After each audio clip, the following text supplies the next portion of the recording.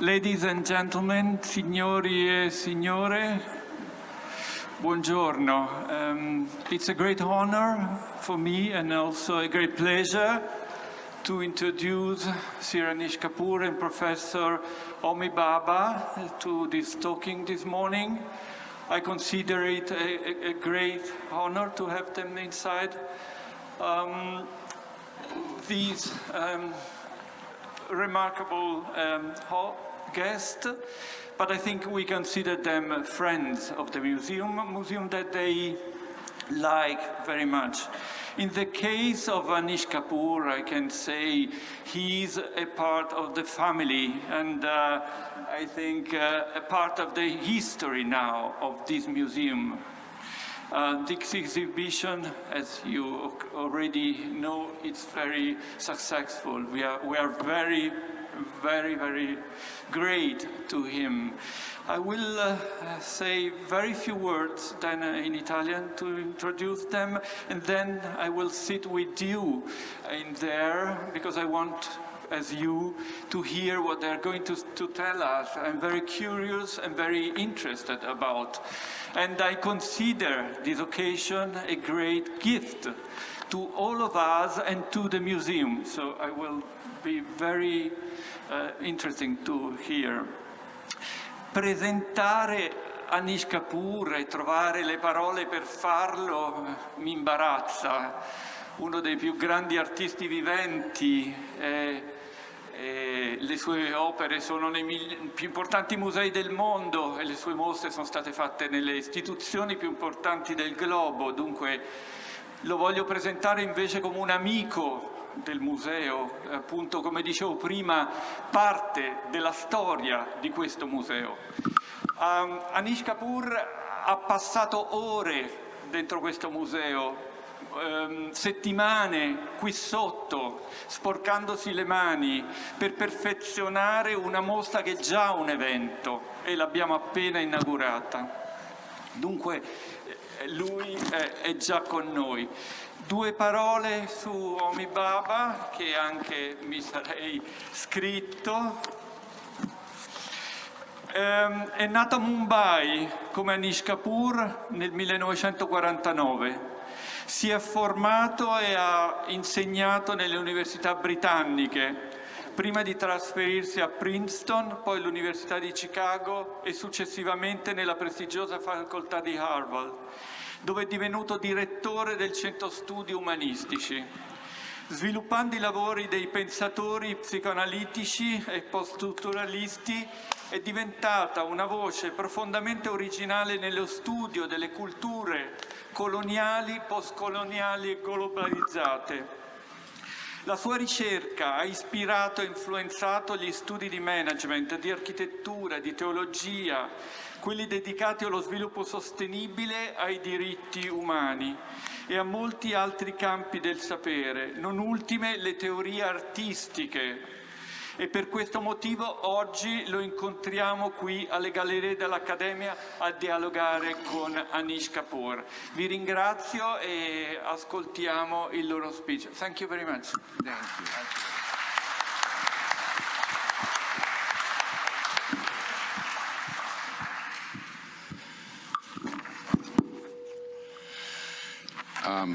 Good morning, friends. Admirers of Anish, quite properly, and patient listeners to me. That's all I claim. I want to thank the director of the Accademia, this great eternal home of art and spiritualism and the deep structure of the culture of this great country. A remarkable place that brings together history, mythology, and aesthetics. I also want to thank Greg Hilty and the Listen Gallery for their invitation to speak with my friend and my collaborator in a way, Anish. And dear Anish, it's a pleasure to be here to see the full canvas of your works in two museums. Is the pitch of my voice fine? Is the speed of my, because I want to try and communicate to him as many people as we can, but if it's all right, I'll continue. So, Greg Hilty had suggested to me that I might say a few words in anticipation of our conversation, based on my experiences of these two shows, and that's what I have set up to do this morning before we speak. I never realized what an inspirational muse jet lag could be. So I was up early trying to perform an impossible task of saying in a few words what has taken much of a lifetime's discussion between us, daily sharing on the phone, monthly assessments of what we've been thinking. So this morning, while you were eating your breakfast, I decided to write 5 thoughts for Anish in response to my experiences now, trying to immerse myself in these 2 remarkable exhibitions. First, my dear Anish, in this epistolary form, to see both exhibitions is to see both the retrospect and the prospect. The accomplished and the unfinished, as they come together and negotiate another space, a third space between the past and the present and the future, another space that rises in between, rather like some of the hazy, suggestive symbols and landscapes and allegories and epiphanies that you have been used to seeing in Anish's work. So when you try and think of the retrospect and the prospect together and try and find a timeline on which to hang your thoughts and words, my experience has been, and for some time yet, that the past never dies, the future never waits to be born, it interrupts us, it shocks us, it surprises us. And somewhere in the middle of this never diminishing past and this anticipatory future, the work of creativity for the writer, the artist, the architect, the thinker, the dancer, somewhere in that present is the moment of both the greatest intensity of expression, but also the greatest precariousness of what do I do next? Where do I go next? And this is as true, in my belief, of the politics that we are acknowledging at the moment and seeing the devastatory politics which have gone on for a decade. And so I want to say that in these works, ethics, aesthetics, the materiality of art and the art of the material, as well as the aspiration of painting and of making work, where the making is of tremendous importance, the process is almost as important as the outcome. And so that's my first thought for you. The past never dies, the future never waits conveniently. We struggle in the unformed and unformable presence. Going through the shows, I found a family likeness between the earliest works and some of the latest. For instance, it seemed to me that the Vanta Black works were the future of the pigment works of which you have seen examples here and many others.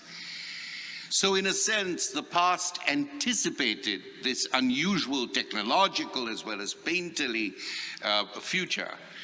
But we were also thrown back from the Vanta works into the the past works, the pigment works. And why? Because they have a composure and a duplicity of form. Not a duplicity in a negative sense, but a duplicity in the kind of sense of Wittgenstein, where he says the picture of the duck and the picture of the rabbit keep reversing. So there is this doubleness of vision. And with them, in all these works, as you see, they're in seriatim, they're series. I believe the mode of the genre of the in series is Anish's mode. These are not singular works. They're works with a solidarity that goes through time. And in this connection, in this family likeness, using, of course, Wittgenstein's term, you see the creation of a vocabulary that has to be translated, as it is in each of those sets of work, a vocabulary that has to be transformed, and it is yet a concise form whose scale widely enlarges the form through the pigmentation, its resonance, so and its enlargement, so that the form itself is contained, but the scale outweighs it, and that is part of the skin of the work. My third thought for you, Anish, has to do with the celebrated void works. There are architectural stone edifices, thresholds, gateways, and I consider the mirror works also to be void works. They are not simply reflective works, and the things that people enjoy sometimes standing in front of them and seeing their distorted images as if they were in a circus is not the issue there. The issue in the void works is, in my view, and I've written about this, quite simply, that a void work is not an empty work. A void work contains, sometimes through its pigmentation, at other times through the light that you can barely see a sliver of, the void work sets in its crevices, sets the mind on a journey of the precariousness of survival. Should I follow the artist? Should I think here? Will I see something in the dark, or will I be looking into a glass darkly at myself? The void works have that depth, but they are and as they change your sense, not of your identity, not even of your viewing, but of your embodiment. Who am I when I stand here? What am I when I stand here? Not just who am I, what am I? And so I believe the void works create this kind of mise en scène where there is contortion, there is distortion, there is spatial distancing, and in the middle of all that is that turbulent present that I talked about, the timeline that the past never dies and the future does not wait to be born, and we struggle in the in-between, in the interstices. Now, the beauty of showing these works here in the Accademia seems to me to be fortuitous and remarkable, because it is in this museum that one of my great favorite works of Bellini, the Madonna of the Little Trees, sits and has sat for centuries. And remember that work. Remember the emptiness and the fullness at the same time in the eyes of the Madonna, who always looks sideways, who cannot look at the child God who is life and death, birth and dying in one and the same place. This is the love of the mother. As you know, the mother is an important recurrent symbol in your work, dear Anish. But in this moment, this oblique moment, this moment where I believe in the void works, you don't look at them face to face. You look at them from a side as you walk past, as you slip through the taint of the silver. This is the anamorphic gaze. This is the gaze of death that you see in the middle of life as you walk past and you see the death head, the skull in a distorted shape, rather like in Holbein's The Ambassadors. There's the great vanity of the ambassadors, and then as you walk past, there's something that looks to me always like a French baguette, but in fact, it's the skull at a distorted angle. So I believe in the void works, we have this anamorphic moment of the sudden, unexpected moment, not only of death, not the extinction of life, but dying as a form of survival, dying to be born again, dying for a historical moment to be changed, dying in an ethical challenge to both the artist's vision and the historical moment that you exist in. And finally, as I come to the end, is my fourth category, the great, what I call the great red works of flayed and stayed and staying, not stayed as being boring, but stayed as remaining, as resisting violence. And you see this in Swayam, you see this in Marsyas, I'll refer to it in my conclusion as I conclude in a moment, but you also see it in the faint or missable gash, the red gash of the doubting of St. Thomas, the witness of in Thomas. Again, that moment of voidness, that gash into the wall, which actually allows you to ask, is there an epiphany there? Is there doubt there? How should I stand in relation to the gash? What is my survival without doubt? And if I doubt, how do I survive? How do I exist? And here I believe Anish takes up the challenge of and the invitation of T.S. Eliot, the great poet, who writes, "Only there is shadow under this red rock. Come in under the shadow of this red rock, and I will show you something different from either your shadow at morning striding behind you, or your shadow at evening rising to meet you. I will show you fear in a handful of dust." Anish's recent paintings reveal a genealogical link to these earlier monumental deep wax works that began in 2003. Those sculptural works, I believe, trace the bloodlines of historic violence as it flays the human doubt and the human devotion, in some sense, to peace, well-being, and the common life. But these paintings explore a mythic response to death, encountered not only, as I said, in extinction, but in the risk to everyday living. A man died in 8.49 minutes, a black man died in 8.49 to 9 minutes on a street in Minneapolis, and his image was repeated, repainted on murals from everywhere, to Sri Lanka, to Berlin, to Iraq. That sudden moment is a moment of deep historic grief, but it is a moment that calls to the spirit of resistance, to the spirit of survival, realizing the huge risk of dying and death, public and private, in life.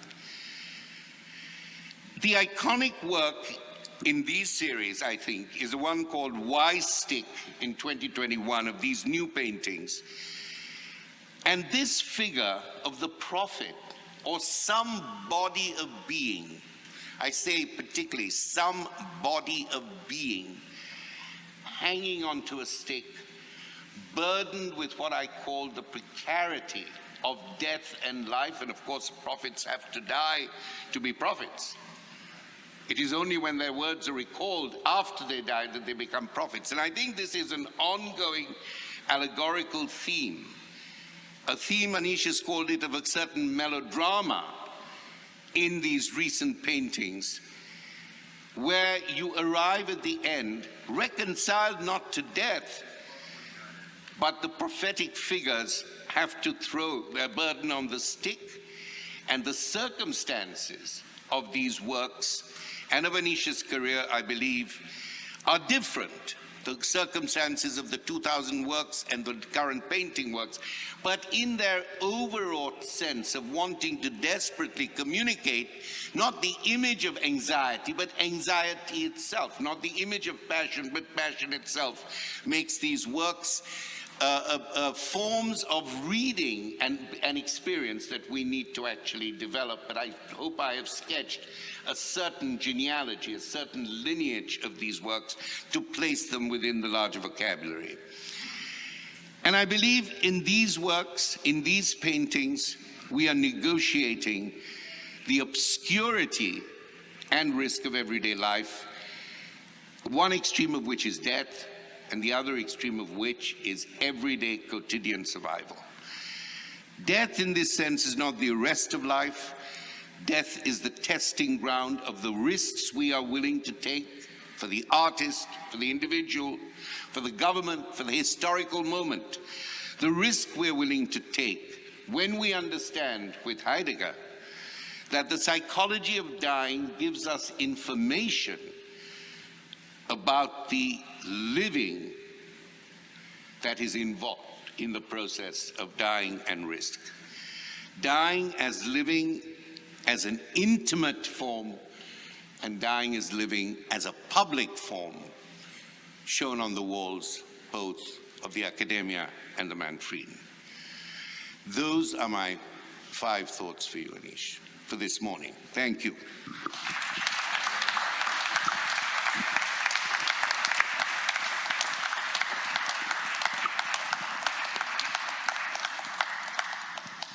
My dear Homi, what can I say?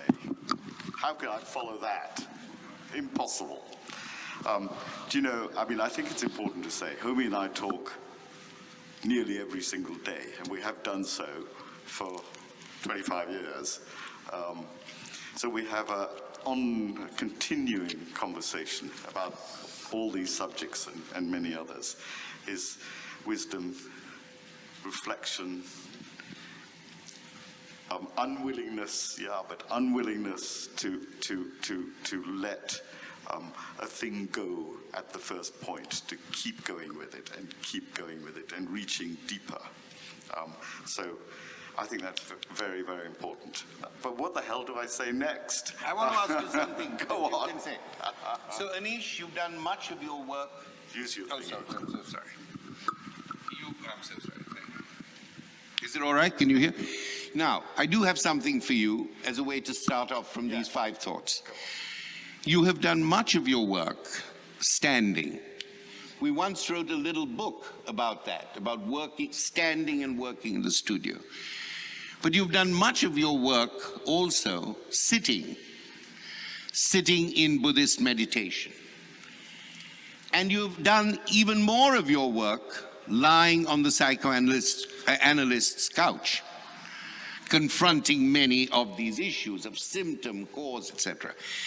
So put together for us a bricolage, a collage, something of standing, working, doing these 3 forms of work: standing, sitting, and the turbulence of the couch.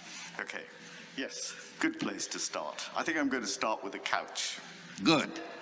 I've, been in psychoanalysis for too many years, 30 or something, off and on over a long period of time. Many, many years ago, 50 years ago, my brother Roy who's sitting here in the audience, and I went to Israel. We grew up in a family between my Indian father and my Iraqi Jewish mother, and we went to Israel. And I had a very, very, very hard time. And it was difficult. I probably had a kind of breakdown. So we had an aunt who lived in Tel Aviv in Israel. And she said to my mother, if you go to India and you bring some earth, and you put it, some special earth, and you put it under Anish's bed, he will be better. So, bless my mother, she went to India and brought some earth and put it under my bed. Now, when I just think of that, you know, I've come back to that again and again and again. It is the first ritual material, earth. I've discovered since, through this long, long process, which is psychoanalytical, that the second ritual material is blood. And I keep playing from one to the other, from one to the other. I keep doing this. So that about lying down. Sitting. I've been in Zen Buddhist practice for a very long time, 25, 30 years, a long time. Sitting. To sit and to really sit. What can one say about it? Nothing but banalities, really. But to really sit is to look, to let go. To look, to go beyond what I think, what I know. Who cares? Who cares? And I wonder to myself often if my obsession with the non-object, with, if you like, the dark object, the interior object, even the void object, comes from sitting. The third, standing. As I started to say, what I know, who cares? Who cares? It's not what an artist does. That is not my métier. I truly, deeply feel I have nothing to say. Art that delivers messages, and we see a lot of it around, delivers the message. And then what? I feel I struggle with it. I'm looking not to make meaning, but to allow meaning to emerge, if it must. It is not an essential. It is not an essential. Meaning, we fill with our own, if you like, psychic space, the circle of looking at a work of art. We fill it with meaning, whether we like it or not. We do it again and again and again and again. And to my mind, a great work leaves that space in question. Think of Giorgione, The Tempest. This eternal conversation. What is this painting about? What is this painting about? We live in a world of known objects. Everything we know is nameable. Everything's nameable. Only out there in the cosmos, and perhaps in some works of art, and they are very, very few, are there spaces unnamed, spaces that remain mysterious. What a way to spend a life, I think, to try and do one thing that's unnameable. So what does that have to do with standing? Standing, of course, is playing. It's saying, I know nothing. I don't want to know nothing. My job is to de-school myself somehow, somewhere, and then to allow a thing to emerge. I do want to read something, if I can find it now.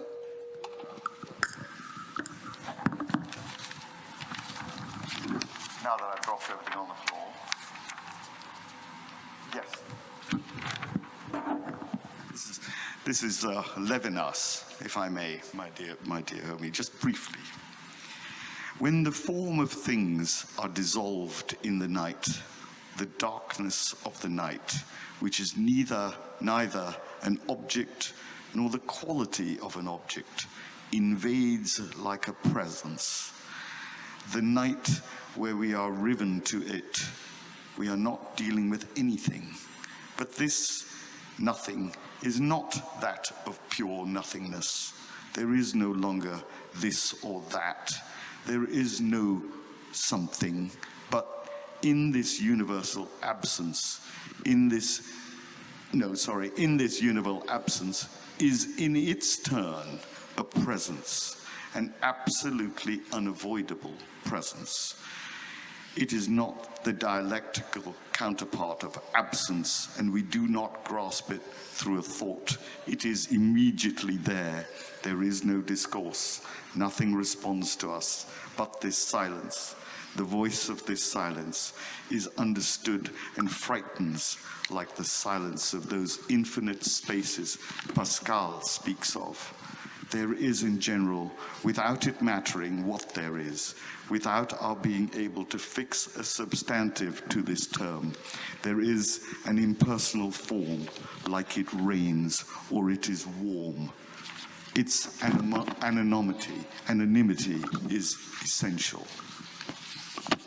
I've always loved that passage because it speaks, as Francis Bacon spoke, about the immediate emergence. They say, I don't sit and think, what am I going to do tomorrow? What am I going to do today? No. First idea, best idea. That's an old Zen saying. Go, it is. Yes. First idea, best idea, just do it. And I'm always saying, I have a few assistants in the studio who work with me. And they sometimes go, oh, what shall I do? How do I do it? Oh, don't think, just do it. So it is out of doing that content, meaning, etc. emerges. I started saying Francis Bacon. Francis Bacon spoke about, in those wonderful interviews with David Sylvester, about the image coming into his head like this, like a slide in an old-fashioned projector, like that, fully formed, fully there. And I think that is what we human beings, if you like, can do and need to train ourselves to do. I am not an artist because I say I'm an artist. Who cares? I'm an artist because I have a practice. I go to the studio every day. I do it, I do it, I do it. Just like psychoanalysis, I allow the thing to emerge, and as Homi has very beautifully observed, seriality. Do one thing, then do another one, and it's only another one, and they're all relatively similar to each other. But out of that, something happens, something we hope. Or is it rubbish? What idiocy? Idiocy is good too, though. I think so it's part of taking those things on board and not refusing this part of myself I like and that part of myself I don't like. No, no, no, let's have it all. Good, bad, and the ugly. I have a great T-shirt which says good, bad, and the ugly. Sergio Leone, thank you. So, under the red rock, from which you've just been speaking, of my three questions, sitting, standing, and lying on the couch, you know, that poem goes on to say, strangely, I was neither living nor dead, and I knew nothing, looking into the heart of light, the silence. And I very much, I'm persuaded by this idea of imminence. I even brought up the George Floyd case because it happened. And when it happened, people who knew it would always happen, people who were prepared for systemic racism, somehow something else happened in that moment and in that trauma. And we had to rethink again our settled notions of justice and fairness and cruelty. But I wanted to say to you that that there is something, you very nicely put it, Anish, about earth and blood, right? Earth and blood, and the interior object related to that as the first part.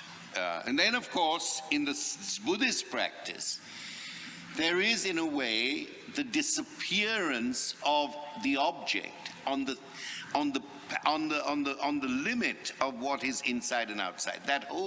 And that's what some of the mirror works do, and I think that's what some of the anxieties in the new paintings do.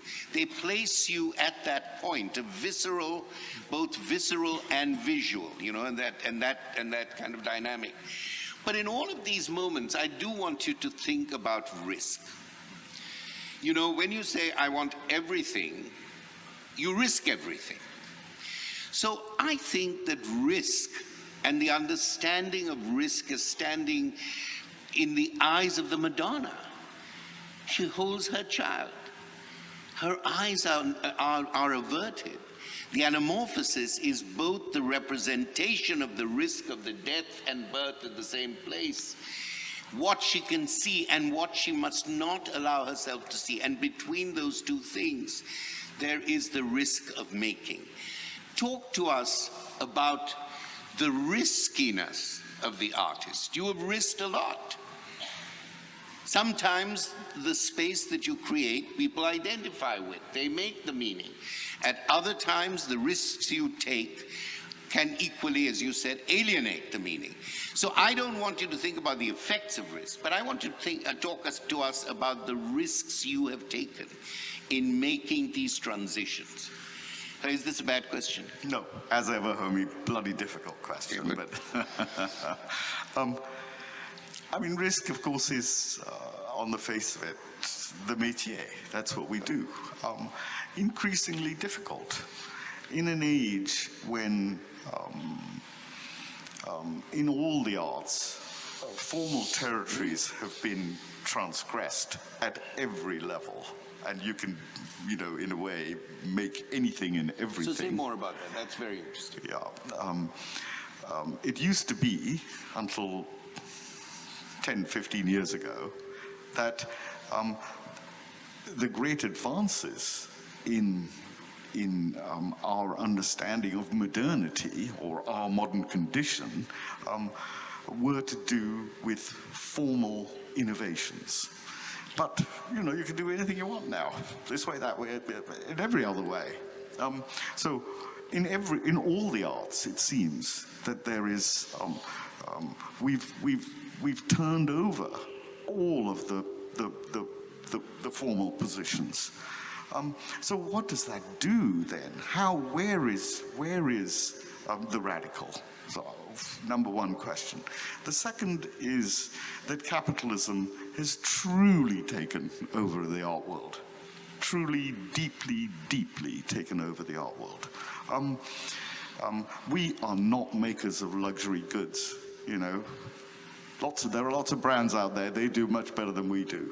Our risk, of course, as artists, is that we get turned into makers of luxury goods. No, no, no. The third part of that is that it has become, I mean, I think curatorial practice is in utter confusion. Curators are obsessed with art from here, there, and there, and there, and there, and there, while being pretty kind of dogmatic that the great and the good of our aesthetic world is still white and male. No, no. So this turns into a kind of exoticism. I've always refused to be an Indian artist, to say I'm an Indian artist. I grew up in India, but you know, I refuse to let, if you like, the impetus of individual work creativity to be attributed to the background culture. Whether you're a woman, whether you're black, whether you're... So I think these things are hugely problematic. In the face of these things, then, how do we continue to put it crudely, stick two fingers up to what is expected of the artist, and do truly go to what is risky? Is it then just that it's all emotional? I mean, you know, what that tends to do, of course, is to sentimentalize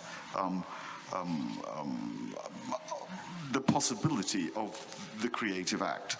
So it's a fine line that one has to continually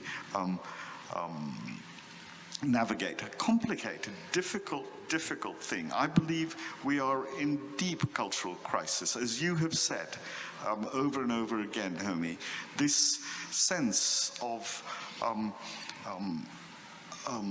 unpreparedness, I think you've put it in that way, unpreparedness for the space that we find ourselves in, which is in a world that was, which we kind of know something a little bit about, and this complete, unbelievable interim between what is to be, as you've just talked about again. So where does the artist live in that? I don't believe that the artist can negotiate this intellectually. I believe, therefore, in practice, in continual immersion and re-immersion. We human beings have an incredible ability. I'll try and put it like this. I once asked a quantum physicist, what was the difference at a quantum level? Any quantum physicist in the room, please answer. What is the difference at a quantum level between paint in a tube and paint on a great painting? What happened? What takes place? Of course, bless him, he didn't answer me. I think it's the poignant question. My sense is that we human beings, in this thing we do, it's alchemical, of course. It's what we do when we cook food. You mix this, that, and the other, and make a third thing that isn't either of those two things or three things that were mixed. Something happens. I think psychic matter gets put somewhere into this stuff, and something happens, unnamably. It's a great, great, great gift that we all share, and we must never let go of. It is not mechanical. It is something else. So that kind of, if you like, proto-religious thing that you keep talking about, oblique looking anamorphically. Anamorphic looking. Well, yes, so that great art distracts us, and great works, and I think what great is that changes through social values, it changes through generic values or formal values. But I always think to myself, the great work has an enormous presence, but it also establishes a presence to forget in some way its presence. And it is that's why you can describe a painting quite fully in your head. You can listen to a late Beethoven sonata, but when you actually see those things, you are reminded of them as if you didn't know them. And this is one of the leitmotifs of my work. What does it mean? Why does greatness make you forget only to remember again and render again? I wanted to go back to something I think you said about the curatorial and about genre and geography. So one of the ways in which we restore magic, right? We restore magic is to bring in works that have been shrouded in their history, to bring in artists who have not been heard of, to bring in practices that have not happened. And I'm interested in the way in which you think the art world, without fetishizing or making voyeuristic these things, because, you know, as you said, the art market and the art world are kissing cousins. They're in bed together, and if they were not in bed together, some great work would not be done. But when they're too much in bed together, then you know, they whisper from cushion to cushion, and nobody else gets it. So what I want to ask you is, how do you think works that have been hidden from history, let's put it like that, should be brought in to make a real impact in institutions which you have described as being white male institutions in the main? How do we do this without the tokenism? Yes, a few. Okay. I think it has to start with artists perhaps refusing to play the game in the way that it's, I know I'm speaking the almost impossible, but to refusing to play the game in the way it's stated. You know, if you want to collect my work, collect it properly. I won't let you show one work. As you know, as MoMA, if you go to, sorry, forgive me, MoMA, but you know, you go to the rehang, and there's, you know, one artist from there, all hung next to each other like a Victorian picture gallery. Awful. And they're from all over the world. And then, of course, the big rooms. You know, Richard Serra has a whole big room, and Cy Twombly has a whole 2 or 3 big rooms, etc. Why shouldn't they? But it just reestablishes this kind of process. So we've got to think in a different way. And you're right, Homi. We've got to be able to bring things in to the institutional project. But we've got to be able to do it, I say, remembering that our mission is aesthetic, poetic, and not just, if you like, politically correct. Take the risk to say, so-and-so's a good artist, he's got to have five rooms. Get it wrong, so what? Get it wrong. At least take the risk and do it with dignity. So, you know, I believe that's an essential. And the more we forget and the more we go with, oh yeah, that's interesting because it's made by a woman. No. With all love and respect for women. No question. But you understand, it doesn't do her service. It doesn't do anyone's service. I think we need to have the courage to have aesthetic conviction. Yes, aesthetic conviction is absolutely right. Anish, I am guilty as charged. First of all, I was part of a certain rethinking at MoMA. Indeed, I was asked to come in when they were rehanging. They have, in my view, dearest friend, not hung one person or one canvas next to the other. They've made certain thematic hangings, which you might disagree with. But I have to say, I supported it, and I'm guilty for putting the Gaitonde next to the very, and when I came in there, next to those who he saw were his elders, and now they're his peers. And I said, so, you know, kick me later. I said, I think that Indian Gaitonde should go there because I think we see a very different history of a certain moment of modernism when we see Gaitonde, who was also a Zen Buddhist, coming into a different language and vocabulary. So here I have to say, only for a few minutes would we part. I'm an admirer of MoMA, and I know you're not, but that's a different matter altogether. But I do think that you have put your finger on something where you say that personal or that the identity issue needs really to be opened up. The great thing is that we are in a moment where graying men like you and me can say what we like, but there's a whole generation of women or black or minority artists and curators who are now agents. And I think this is very, very important because clearly we have certain ideas. These ideas are being shook up.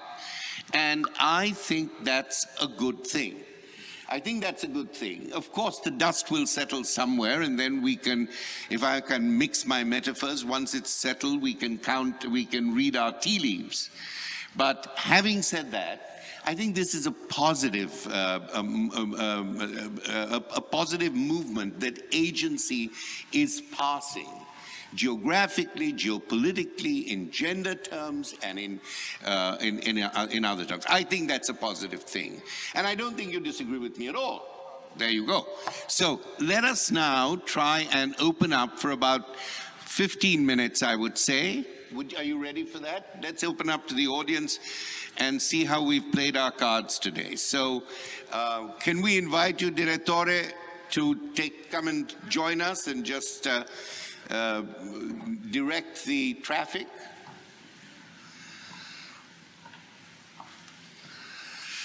Thank you, darling. Hello, thank you. I want to ask a question about blood. According to our religion...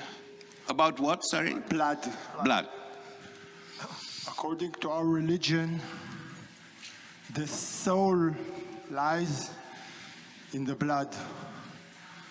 Therefore, we are not allowed to eat it. I see in your drawing so much of it. Why? What's going on in your head? What's his religion? Please. What is your religion, sir? Our religion. What is our religion? Same as his. Sorry? Same as his. What? Same as Anish's. We know. Jewish. Jewish. Okay. Yeah. So, it's a beautiful question. I've got to say, a beautiful question. And a complicated question. My adventure has taken me to the idea that the object itself is not described amply by its physical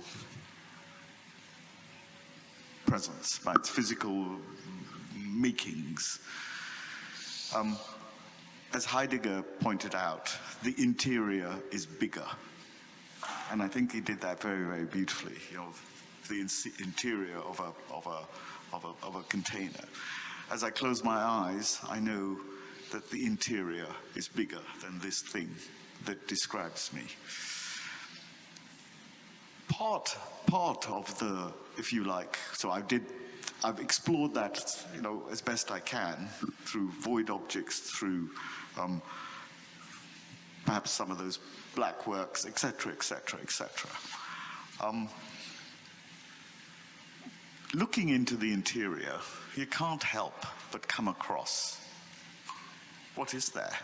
Blood, meat, all the visceral stuff that is our makeup. So I've kind of felt that it is essential. So that's one side of the story. As I said, there are two ritual materials, at least according in my. There are more than them, but for my practice, there are two ritual materials: blood and earth. I want you to think for a second about Jackson Pollock painting on the ground. You know, he's doing this thing incredibly beautifully. And what is he doing? What is he painting with? We call it paint, but actually, I believe it's blood and semen, blood and body, blood and the stuff of body. And then what does he do? He does this. He, of course, lived in a different age from us, but I say this is a ritual act, deeply ritual act. He then takes it and makes a fundamental transformation. He puts it on the wall. And what happens then? When we look at them, the good ones are cosmic. They're never about the earth or blood or anything of the kind. So he does, in this act of pictorializing, if you like, he turns body into soul. He turns them into a cosmic kind of landscape. Wow. Isn't that what art was always after? And I think so that, if you like, is the greatness of, and the link for me between what's happening, you know, around us in this great institution, is this constant link between body and its ephemeral matters, its ritualistic ephemeral matters, and the way we touch them is through, I'm going to say, through acts of blood, because I don't think, for me anyway, it's not possible otherwise. One more thought. Freud wrote very, very beautifully in a book, Monotheism, Moses and Monotheism. Read it if you haven't. It's late Freud, written beautifully. In it, he proposes, first of all, that Moses was an Egyptian, which is truly bizarre and, you know, wonderful in many ways. So cross-cultural exchange, if you like. He proposes also that monotheism is an Egyptian idea, which I there are problems with it, but anyway, interesting.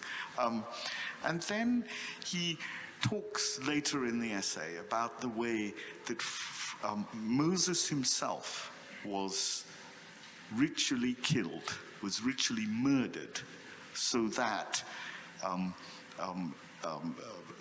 the new religion, Judaism, could be properly implanted in the population.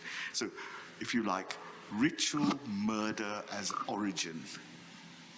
I think that's the most compelling and most powerful idea, because we do it again and again and again. As Homi's been saying, violence sits with us. We tame it and call it the law and call it whatever else. But look at what's happening all over the world today. Violence emerging in obvious ways and in less obvious ways.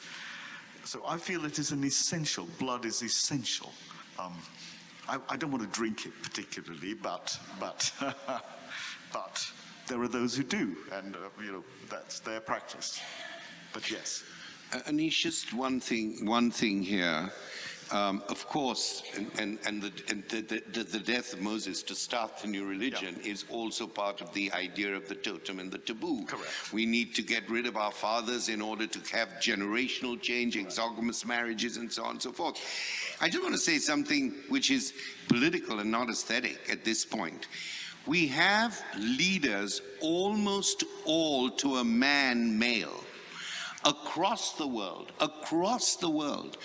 who are now creating a new kind of political atavistic religion of exclusion, whether it's Hindu, whether it's certain forms of Christianity, Christian fundamentalism, whether it's so it strikes me that there is something about the totemic father who is still at the moment, after about a decade, not being able to get the daughters and sons really to overturn him. So it's an interesting thought about the totem. Absolutely. One might say that ethno-nationalism, which is what it can be called, is also identity of blood.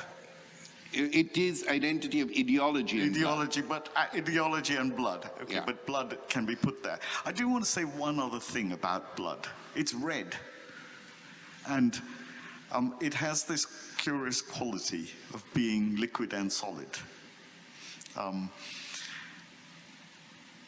Red, for me, has been part of my work for a very, very long time. I keep coming back to it. It's a constant from the very beginning.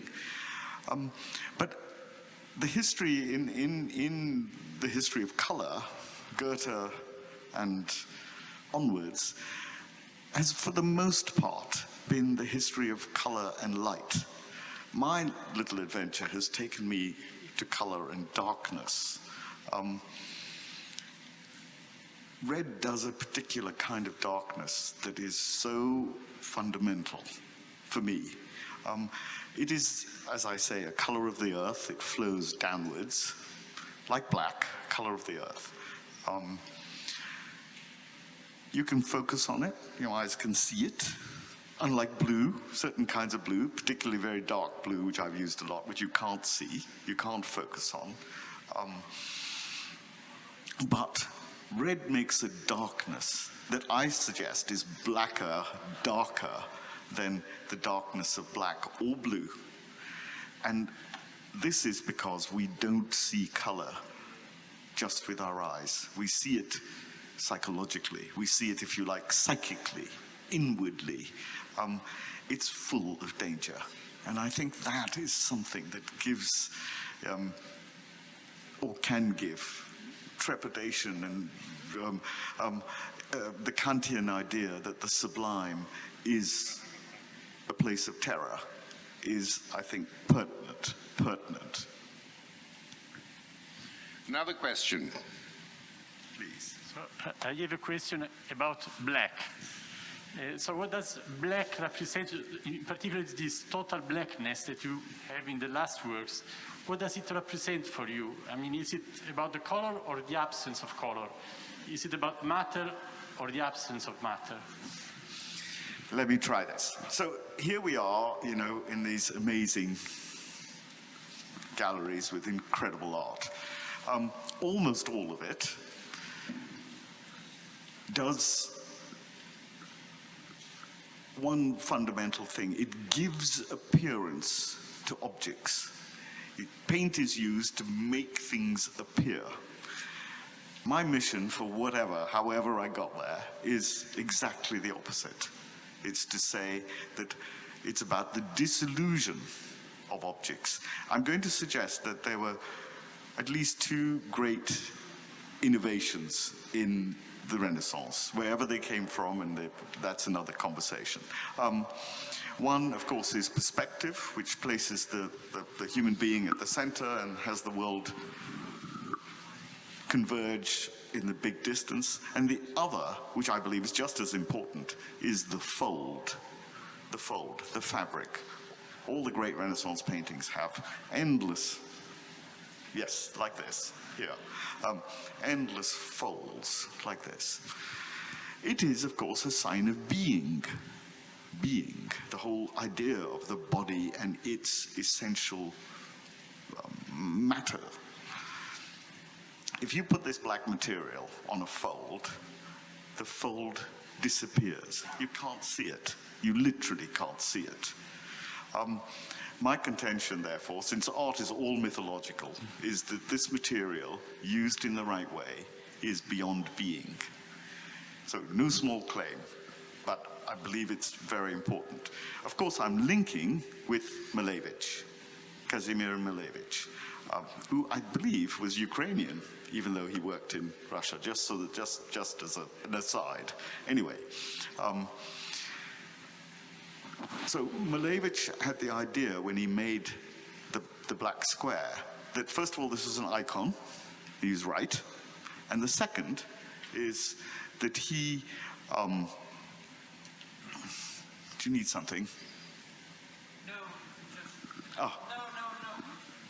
Be careful of the painting behind you, I think, sorry. And the second is that the black object is a four-dimensional object. That is to say, 3 dimensions we know, and the other one being suprematist. Suprematist either, i.e. spiritualist, or spiritual, if you like, in somewhere else. So concurring, if you like, with my proposition about being and not being.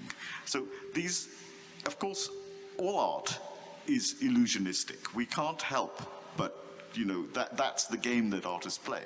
And I'm very happy to sit where I sit comfortably with the idea it's a trick, but isn't all art fiction?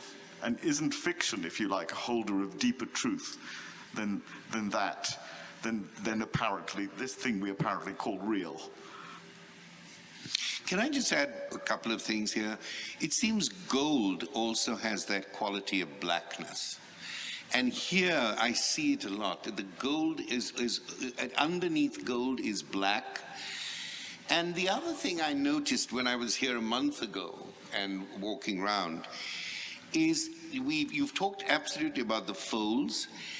But in a way, the humanism of Renaissance art is so much in the hands. It's the way one hand passes on to another hand, both time and meaning and some narrative of communication. It is, but the silence of the hands is what is so important. This struck me again and again as I was walking through the Accademia, that the rhythm of the painting, the temporality of the painting is in the hands and in the silence of the hands, but the hands pass something on that is invisible, intangible, and also profoundly obscure. Do we have a last and final question? There's a hand right there at the back, and I think we should take it because we've taken only hands from the front. And since I was talking about hands, let's have a backhand question. Hi. So my question is to both of you. How do you set about creating something that inhabits the third space? And also, when I think of these things, I think of the concept of like the black swan. And the idea that there's something that is like the impact of something improbable like happening. And I was kind of thinking about how, you know, how are we able to predict something that we have no knowledge of? And also, when we create something, don't we put something into being? And so we can sort of be able to name it. And so I'm kind of wondering, how is it that we can create something that is unnamed, that inhabits the third space? Oh, well, this is a question really for both of you. You want to take that? This is well, I was hoping you were going All right, to take this. okay, let me... It's a question and a half. My Yeah. gosh, good. It's two. Great. It's No, a but double go on, question. You have a go and I'll have a go. Well, you know, your question actually echoes very well the conversation we've been having.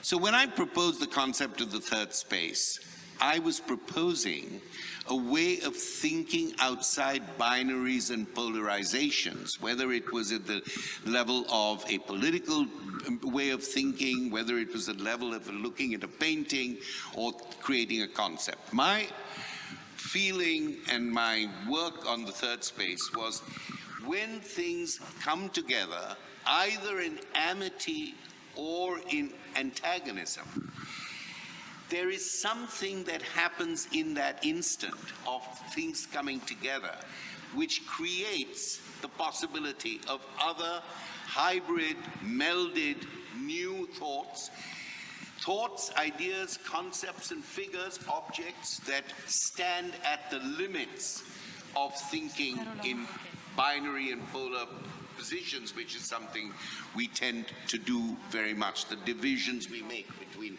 left and right. So the third space is a space of potential change. It is also a space that does remain for a while unnameable, while people are negotiating those moments. Let me try and give you a concrete, if it can be concrete, a concrete example, which is where the thought first struck me. I'll be brief. I was working on conversion narratives in India, in the north of India in the 18th century. And the government, the British government and the missionary movements were very keen to get colonials to convert so that they could talk about the success both of Christianity and the English rule, that they had really legitimized themselves. And this man called Anand Masi takes a Bible and goes into the fields and talks to the peasants again and again and says, you know, we've given you medical help and we've done this and we've done that. The Hindu Pandits don't give you the Bible. We've given you their sacred book. We've distributed Bibles in the market. You know, this is our faith. When will you convert? And the answer was, we love you, our British masters. We thank you for the hospitals and the schools you've set up.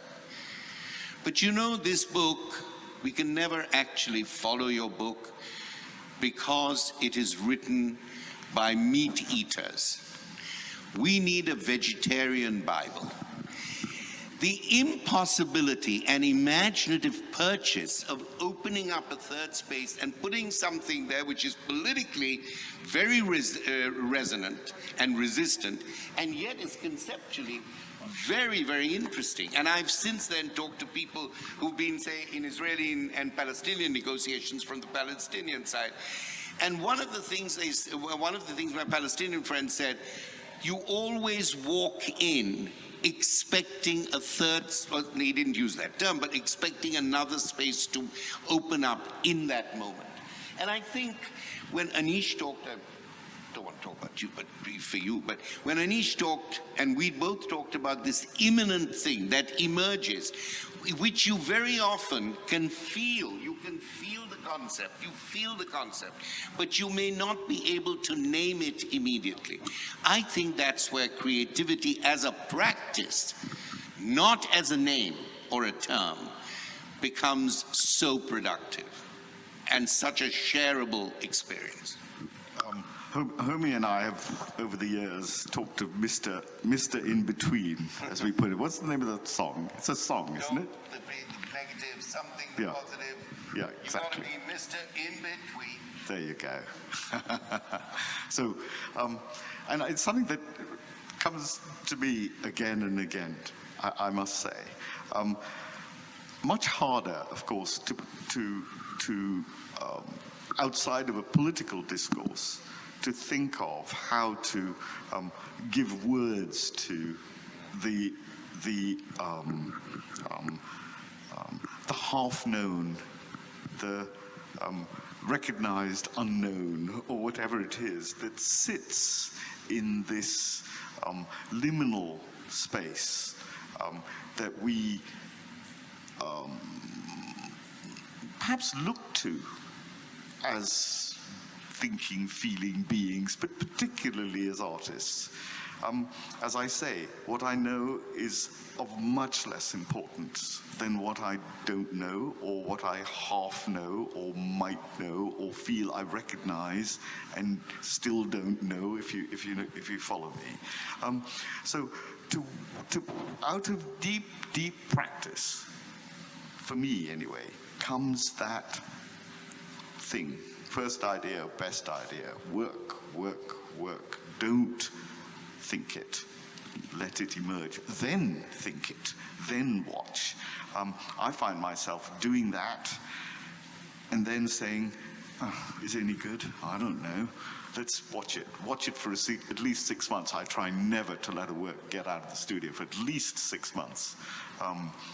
Unless it's a big, enormous thing when of course, I have to conduct my education in public and just do it, whatever. But I think that thing of let it go, let it emerge, the imminent, as Homi's beautifully put it.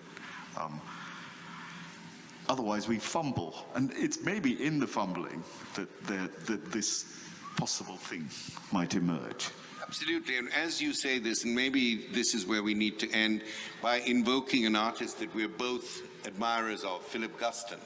Philip Guston said, I would never want to paint something that I knew the objecthood of. I'd never want to paint something that I knew, and I want to see what I didn't know. And you might find this very strange, looking at the late Guston. But I think we both agree that that practice, which made certain the banality of evil so concrete, the thickness of those paintings, that was also a way of making you see something that he didn't know before. He could only understand it, as Anish was saying, as he was painting it. I really want to thank you, my dearest friend, for a wonderful time.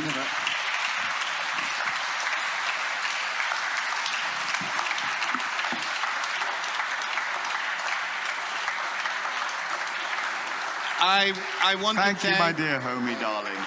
I want to thank the director of the Accademia. Thank you, sir, for your generosity. Thank you, Giulio. Thank you.